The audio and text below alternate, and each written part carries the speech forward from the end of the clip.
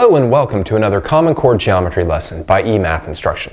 My name is Kirk Weiler, and today we'll be doing Unit 7, Lesson number 8, with the best named theorem in all of geometry, the Side Splitter Theorem. This one is awesome, and it's pretty easy. It's a little bit surprising, but again, it's right in that vein of all the similarity work we've been doing, and I think you'll be relatively comfortable with it. So let's get right into it and try to understand what's going on. All right, so let's jump in with a picture that we've seen many times, a larger triangle with another triangle inside of it formed by a parallel line to another base. So let's take a look at exercise 1.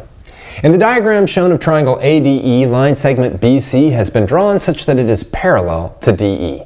Justify why triangle ABC is similar to triangle ADE.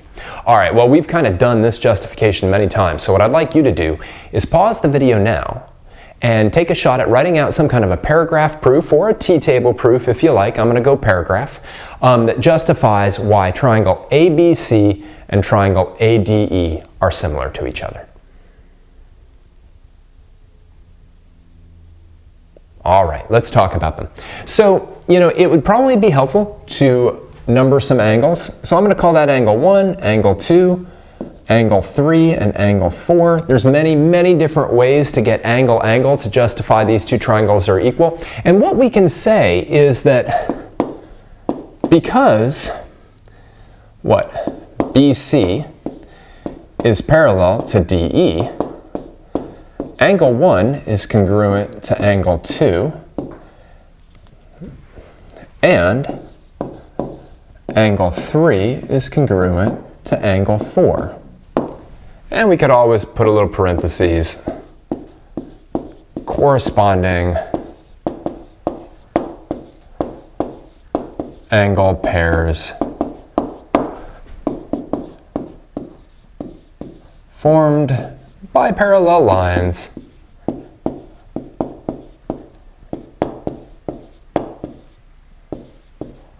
are congruent. All right. But then that's it. Triangle ABC is similar to triangle ADE by the angle theorem. Now again, if you prefer to bring that shared angle A, into the mix, you certainly could. You will either have to then use angle pair 1, 2 or 3, 4 to get the other angle pair. But you need to have two pairs of angles that are congruent in order to get these two triangles similar. But now we have them, right? This triangle is similar to this triangle. Let's keep going. Letter B. Let's take a look. This is a classic proportion problem. If AB is equal to 6, AD is equal to 10, AC is equal to 9, set up and solve a proportion to find the value of AE. Also, find the length of segment CE. Well, first let's label a bunch of stuff. We know that AB is equal to 6. We know that AD is equal to 10. We know AC is equal to 9. And what I'd like to know is the length of side AE. All right? So this is kind of just a standard similarity proportion problem. All right? I can say if I do the 6 and I divide by 10, I'm going to get 9 divided by AE. If you're more comfortable calling that the letter X or something like that, that's fine. I mean, I kind of like to just stick with what I'm solving for. Of course, now I can find the product of the means and the product of the extremes, and I can say that 6 times AE is equal to 10 times 9, or 90. Divide both sides by 6, and I'll find that AE is equal to 15. All right, so let me fill that in. Now, there was another piece, though, that they asked me to do, which was to find the length of segment CE. Now, it's up here on this diagram.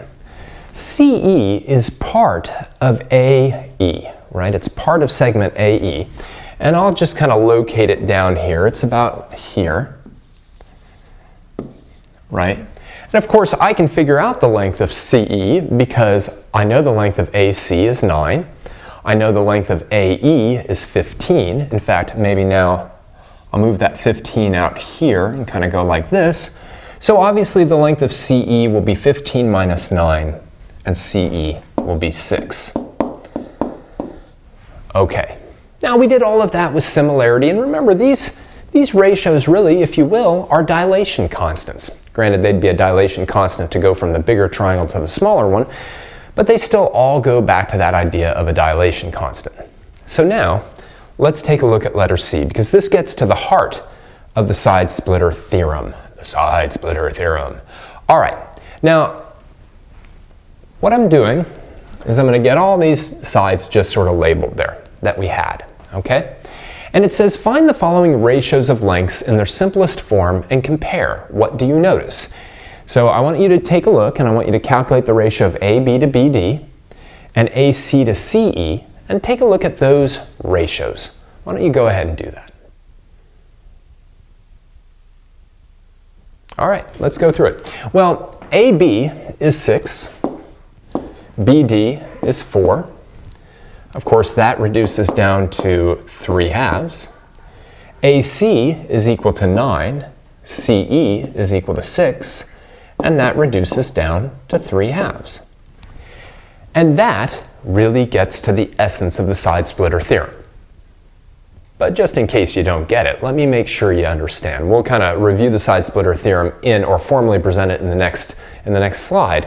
But the plain fact is, if I draw a line parallel to one of the sides of a triangle, then what happens is it divides up the other two sides so that they're proportional to one another. 6 is to 4 as 9 is to 6. This segment is to this segment as that one is to that one, right? So let's actually kind of take a look. The side splitter theorem. A line drawn parallel to any side of a triangle that intersects the other two sides will divide them proportionally, all right? So this divided by this will equal this divided by that. And we could have multiple parallel lines in there, and all of them would divide proportionally, all right? Which is kind of nice. Now, generally speaking, if we can prove something in this course, we should prove that thing in the course.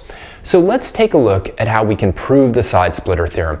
And I'm going to just kind of walk through this for you, okay? Because what we're going to be doing now is what I call an algebraic proof, or what a lot of people will call a derivation, okay? And a derivation is basically like a proof, except you're using the rules of algebra to kind of go from one step to another step, which we sort of do anyway. So let's take a look in exercise 2 at algebraically proving the side splitter theorem. Now remember, we already know that these two triangles are similar to each other. And what I'm going to do is I'm going to draw triangle ABC down here, okay, kind of separately. So forget about the side splitter theorem. One thing that I can say immediately from just knowing about similar triangles is that if I take AD and I divide it by AB, that must give me the same as when I take AE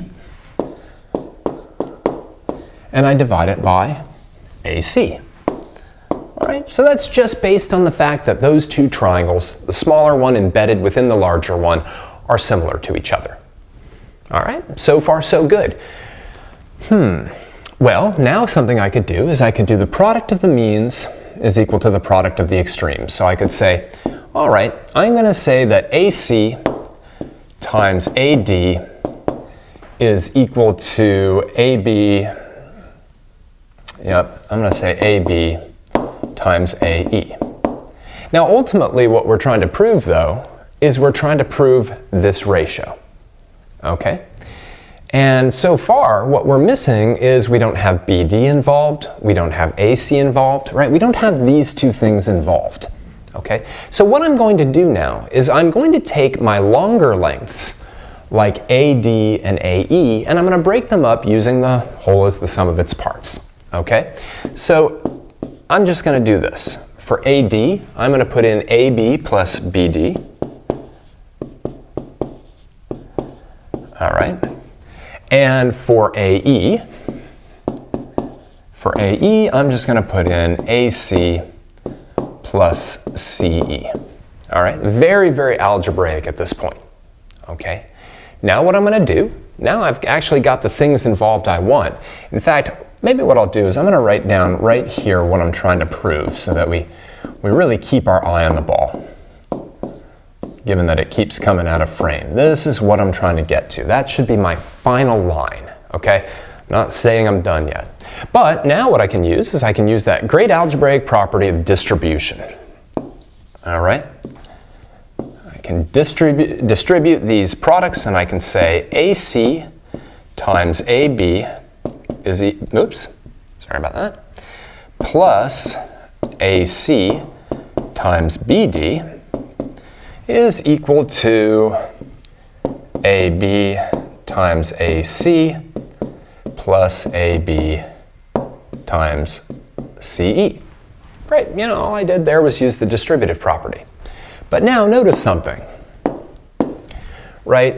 I've got this term, AC and BD, right?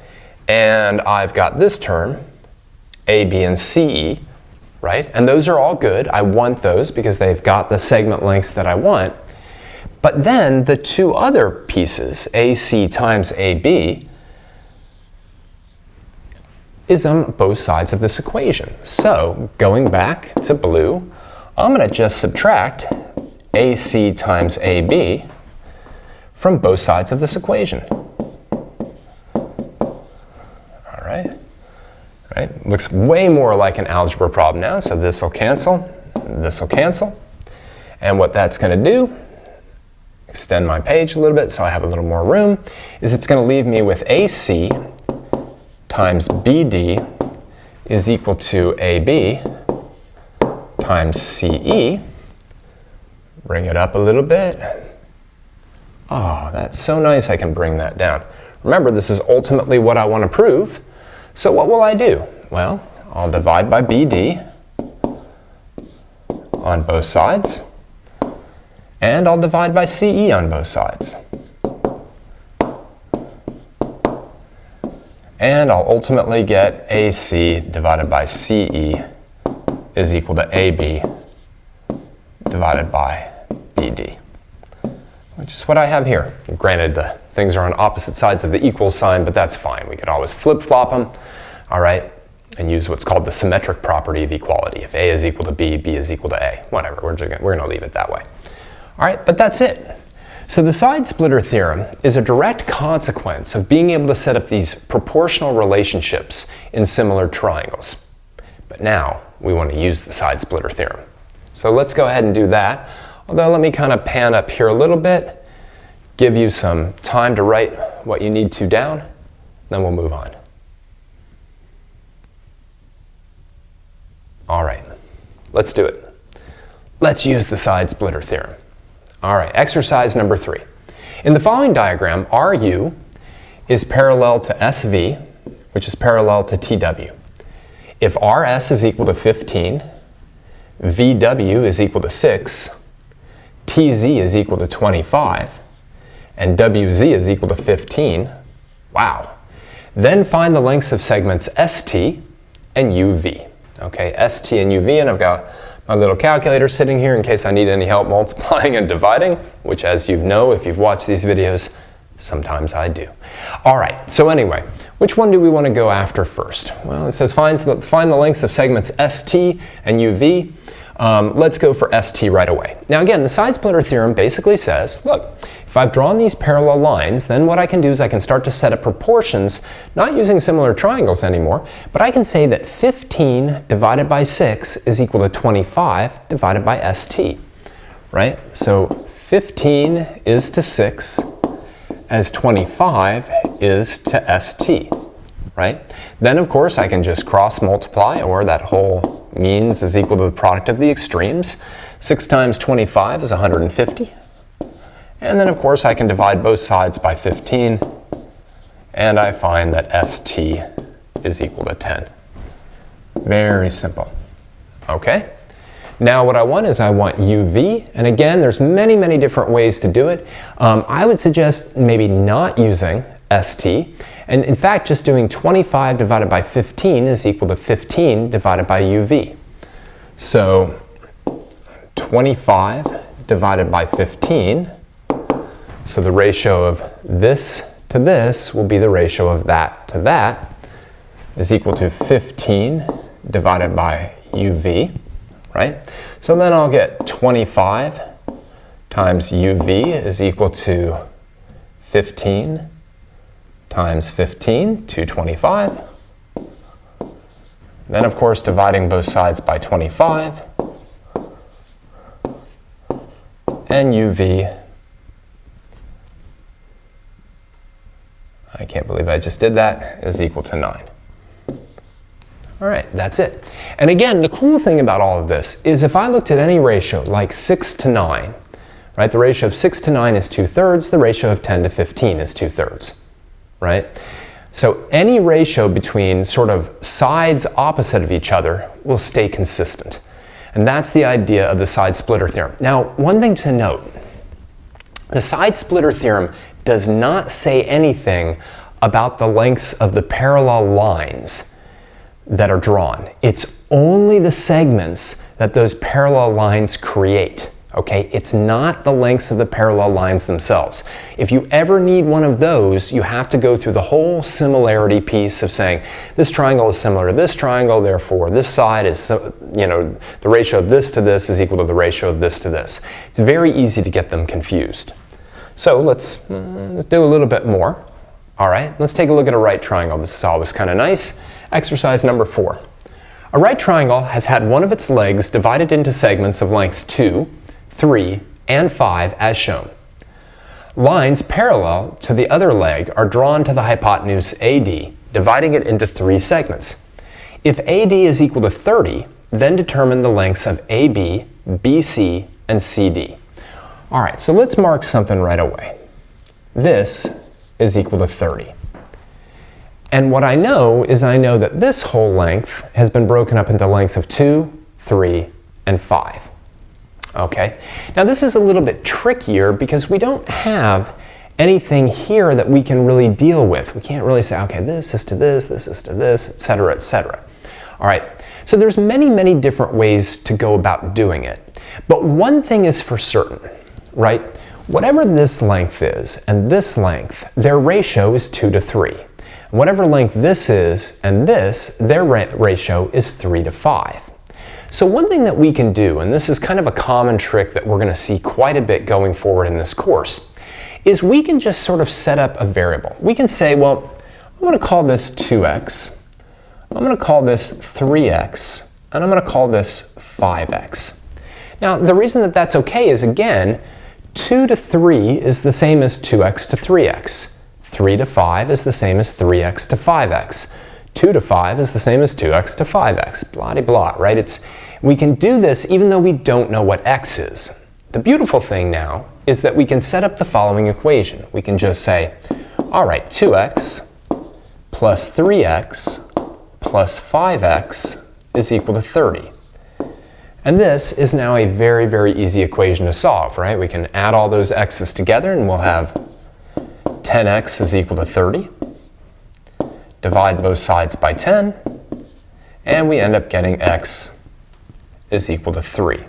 All right, which then tells me that AB, which was 2x, now is 6, right? BC, which is 3x, must be 9, and CD, which is 5x, must be 15.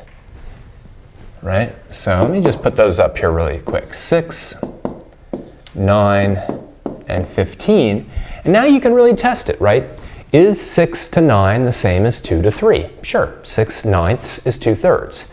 Is 9 to 15 the same as 3 to 5? And yes, 9 to 15 is 3/5, 3 to 5, right? So we have the whole. Right? If we had had any one of these pieces, not the whole, but any one of these pieces, then we could have easily kind of like said, all right, we can do this is to this is to this, etc. Here, we set up what's called kind of a common ratio, and that's the x, right? This kind of unknown.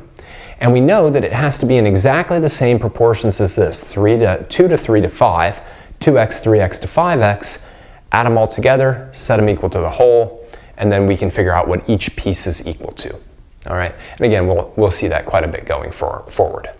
Let me step out of the way, give you a moment to write down anything you need to, then we'll go on and do another problem. All right, let's do it. So, the converse of the side splitter theorem. Converses of theorems mean that you sort of like go at the theorem in a different direction. So what the side splitter theorem said was, if we have parallel lines drawn, they split the sides of a triangle proportionally. The converse of the side splitter theorem is, if the sides of a triangle are split proportionally by two or more lines, then those lines must be parallel. So we're going to, in our last exercise, just take a look at this a little bit. It's way more important to know the side splitter theorem. If two lines are parallel, they split the sides of a triangle proportionally. This says if the sides are split proportionally, the lines must be parallel. And let's take a look at why in the last exercise. Exercise number 5. In the following diagram, it's known that AB is 10, BC is 8, AD is 15, and DE is 12. Verify that, well, the sides are split proportionally. Verify that AB to BC is equal to AD to DE. All right? So go ahead, play around with that a little bit.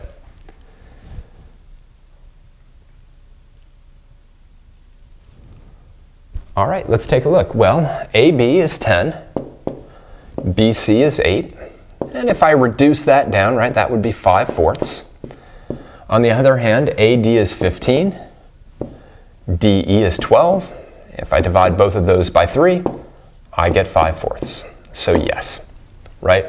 These sides have been split proportionally. 10 is to 8 as 15 is to 12. Now, letter B. Is AC divided by AB equal to AE divided by AD? Go ahead and check that.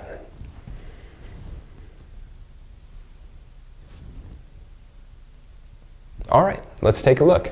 Well, AC, we have to do a little bit of calculation on that, but it's 18 divided by 8, right?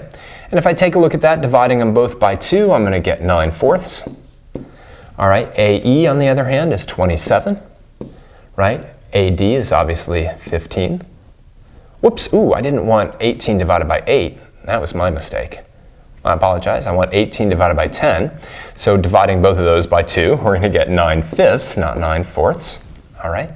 And then we've got 27 divided by 15. And if I divide both of those by 3, I get 9/5. So yes. And the common ratio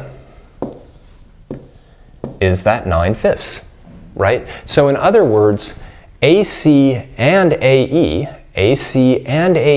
are 9/5 as large, which means larger because that's bigger than 1, right? 9/5 as large as AB and AD. Letter C. Based on B, give a dilation, right? This is how this unit all started. Give a dilation that would show that ABD is similar to ACE. All right, now remember, with every dilation you need to specify a center and you need to specify a scaling constant. So go ahead. All right, it's simple enough. The dilation would have a center at A and a scaling constant of K equals 9/5. Because remember, whenever we're thinking about that scaling constant, we're always asking ourselves, what would we have to multiply that by, that length of 10, in order to get a length of 18? And we could always we could have done it right from the get-go. We could have said, K, remember, is going to be the new length divided by the old length. Since I'm trying to give a dilation that would show that ABD is similar to ACE, right? I fix A and I stretch out this side and I stretch out that side, all right? And I could go with either pair, but what I could do is I could say, I've got my new length, which would have to be 18, divide by my old length, which is 10, and that's 9/5. All right? Now, this is important, right? Let's pause for a minute. First, since the sides have been split up proportionally, we can actually tell that these shorter sides are proportional to these longer sides, okay? Because of that and that shared angle A, we can then create a dilation that maps the smaller triangle onto the larger triangle. So now I know that this smaller triangle and this larger triangle are similar to one another. Okay, remember, what I'm trying to see though, or to justify, is that if the sides are split proportionally, then the lines that split them proportionally must be parallel. Remember, parallelism though is all about angles. So letter D says, how does knowing that ABD is similar to ACE show that the lines are parallel? Think about this for a moment. Pause the video if you need to. All right, well, let's take a look. The plain fact is, right, what I can say is because these two triangles are similar, right, angle 1 must be congruent to angle 2 because the triangles are similar, right? Remember, when you have similar triangles, angles that are in the same spot on the triangles are congruent to each other. Angle 1 is congruent to angle 2 because the triangles are similar. But then we can say that BD, therefore, is parallel to CE because a pair of corresponding angles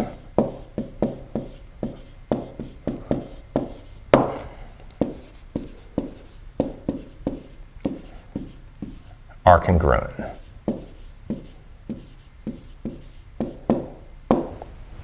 Right? Whenever we have a pair of corresponding angles congruent, it makes the lines that created those corresponding angles parallel. All right? And that's it. Now again, this isn't a formal proof. If we were going to do a formal proof, we wouldn't have any of the numbers here. We'd kind of do what we did back in that algebraic proof of the side splitter theorem, but quite honestly, we'd kind of do it in reverse. You know, we would assume that the sides have been split proportionally, then we would have built them up, eventually establishing that the two triangles were similar to each other. Once we have that, we can say these two angles are congruent because they're in corresponding places on the two similar triangles. Then we can say that these two lines are parallel because a pair of corresponding angles are congruent. All right. Unfortunately, there's some overlap in terminology here because you've got corresponding angles, i.e. angles that are in the same place on two triangles, and corresponding angles, angles that are in the same place when two lines are crossed by a transversal. The two terms are identical, but they actually mean slightly different things, although they generally mean angles that are in the same place. All right, let's wrap up this lesson. So today, we saw the best named theorem in all of geometry, the side splitter theorem. All right, it's actually going to be one of the last ones that we're going to really have a name for. And what it said was, if I have a triangle and I draw a line segment in that's parallel to one of the sides of the triangle, it slices the other two sides up proportionally with one another. All right, and that's useful in many different ways. You'll see some of the uses on the homework, and then we'll use it directly in the next lesson when we start to partition line segments. For now, I'd like to thank you for joining me for another Common Core geometry lesson by eMathInstruction. My name is Kirk Weiler, and until next time, keep thinking and keep solving problems.